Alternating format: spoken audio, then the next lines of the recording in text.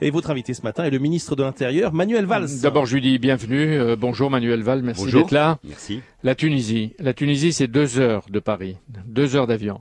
Une grande partie du peuple s'est révoltée après la mort de Chokri Belaïd, assassiné en sortant de chez lui sous les yeux de sa femme qui est très courageuse.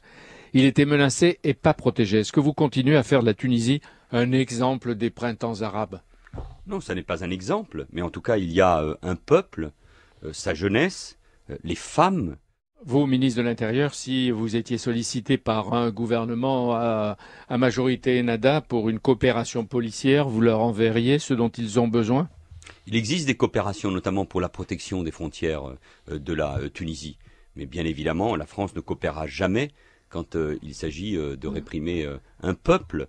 Bien prendre conscience, je m'adresse évidemment à nos compatriotes, des dégâts, et le mot est faible, du despotisme, de cet islamisme qui aujourd'hui, par l'obscurantisme, nie les valeurs et cherche à enfermer notamment les femmes tunisiennes dans un voile.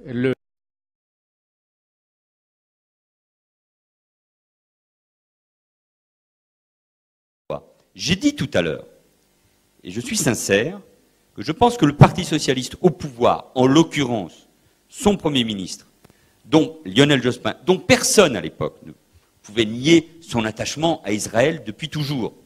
Merde quand même.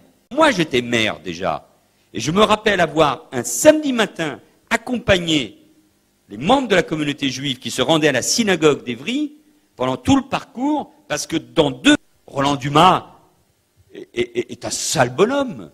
Regardez ce qu'il fait, pas uniquement par rapport, ou ce qu'il dit par rapport à Israël. Ma famille est profondément liée à Vladimir Yankelevitch, qui a écrit le plus beau livre qu'on puisse écrire sur l'imprescriptible et sur la Shoah. Par ma femme, je suis lié de manière éternelle à la communauté juive et à Israël, quand même. L'Europe et la France ne doivent pas fermer les yeux sur la montée d'un fascisme islamique. Oui, il y a un fascisme islamique qui monte un peu partout. Attention aux mots évidemment que nous utilisons.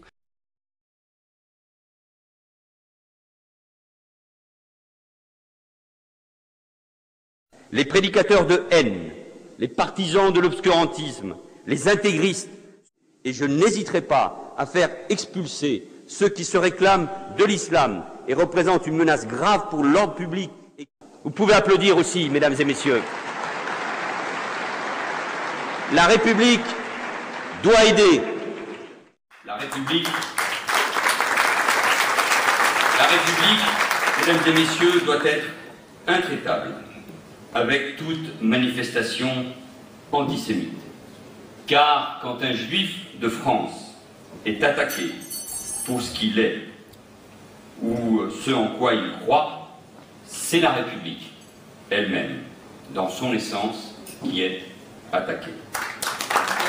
Toute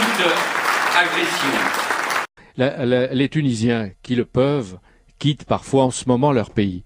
Manuel Valls, si les violences continuent et s'ils le demandent, est-ce que l'asile politique leur serait accordé ou leur sera accordé comme des réfugiés politiques? Monsieur le ministre de l'Intérieur, vos services ont démantelé une filière de 4 djihadistes qui sont toujours en garde à vue. Il y a des cellules, des filières, des individus qui vont faire le djihad, comme on dit, en Afghanistan, en Syrie d'abord, mais aussi au Sahel en moindre nombre, qui peuvent aussi frapper sur notre territoire, donc les services de... Manuel Valls, les enquêtes d'opinion montrent d'ailleurs en ce moment que les Français ont peur de l'islamisme, ils sont persuadés que des actes de terrorisme auront lieu ici, dans le futur, parfois bientôt. Est-ce que vous êtes en mesure de les rassurer?